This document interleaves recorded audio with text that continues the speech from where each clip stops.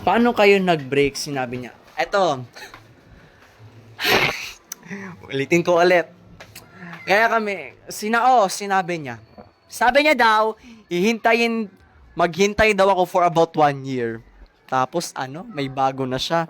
Magaling. Magaling. Magaling talaga. Sabi niya daw, maghintay daw ako for about 1 year. Para ano? Para daw mag-focus sa pag-aaral niya. Hindi eh. Sabi ng kaibigan ko, in-update ako nung nakaraan linggo. Sabi niya, "Oy pre, may bago na daw yung ex ko. Nasa bio, my love. I love you so much." Yung username is my love. Tapos, nakasulat dun sa bio. Nakatag siya dun. Nakatag yung bago niya.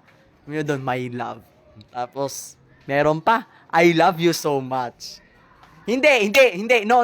Yung kaibigan ko, dahil block ko na, nakablock na sa akin yung ex ko. Nakablock na. Totally. Nakablock na lahat.